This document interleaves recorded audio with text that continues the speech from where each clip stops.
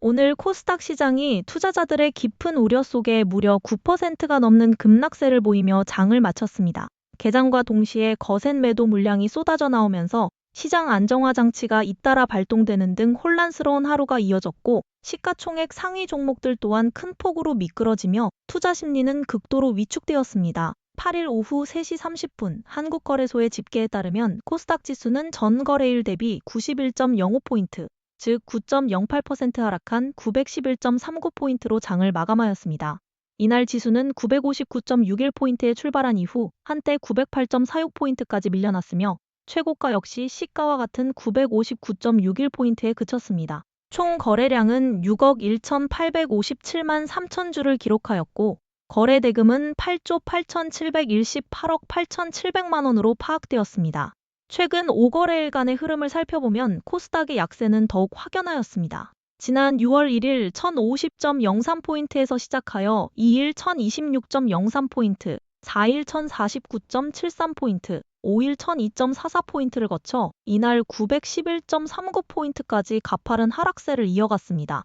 특히 전거래일에 4.50% 하락한 데 이어 이날 낙폭이 더욱 커지면서 단기간의 조정 강도가 급격히 심화된 모습입니다. 이날 시장에서는 장 초반 매도 사이드카가 발동된 데 이어 오후에는 서킷 브레이커까지 작동하며 거래가 일시적으로 중단되는 사태가 발생하였습니다. 이는 급격한 주가 하락에 따른 코스닥 시장의 극단적인 변동성 확대를 방증하는 결과입니다. 같은 날 국내 증시 전반이 동반 급락한 가운데 코스닥의 낙폭이 훨씬 더 크게 나타나면서 시장에 충격이 집중되었습니다.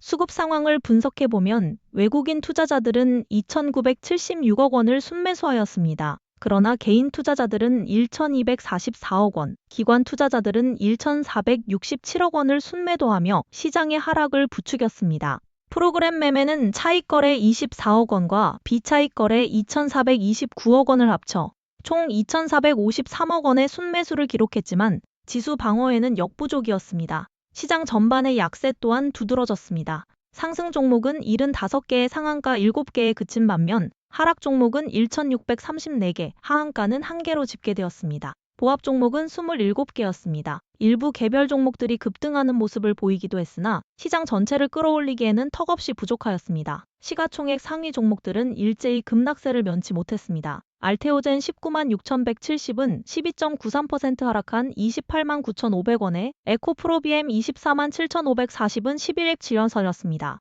33% 내린 159만 9,700원에 에코프로 086520는 11.22% 하락한 100만 5,200원에 거래를 마쳤습니다. 이 밖에도 레인보우 로보틱스 277만 7,810가 8.68%, 주성 엔지니어링 036930 22.95%, 코어롱 티슈진 95만 162 9.98% 각각 하락했습니다. 리노공업 058470은 9.56%, HLB 028300는 4.55%, 삼천당제약 000250은 18.15%, 펩트론 087010은 9.07%씩 내렸습니다. 반면 상승률 상위 종목으로는 오브젠이 30.00% 급등하여 13,650원으로 상한가를 기록하였습니다. 아이로보틱스와 펨텍 역시 각각 29, 98% 상승하며 가격 제한폭까지 올랐고, 신라섬유와 화신전공도 29.9%대의 높은 상승률을 보였습니다. 하락률 상위에서는 피스피스 스튜디오가 36.14% 폭락하였으며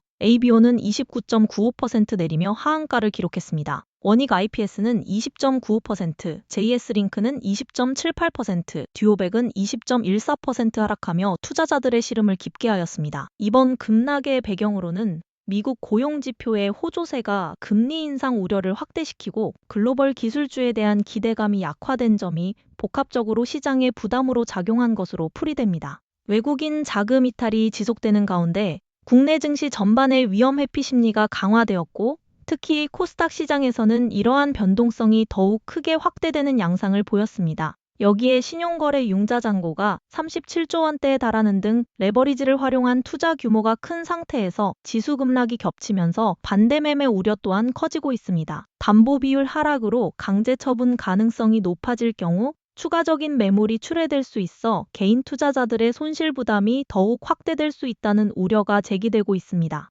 시장에서는 단기 급락에 따른 기술적 반등 가능성보다는 변동성 관리가 우선이라는 분위기가 짙어지고 있습니다. 당분간 대외 변수와 수급 변화, 그리고 추가적인 매물 출회 여부가 코스닥 시장의 향방을 가를 핵심 변수가 될 전망입니다. 이상으로 오늘 주요 증시 소식을 전해드렸습니다.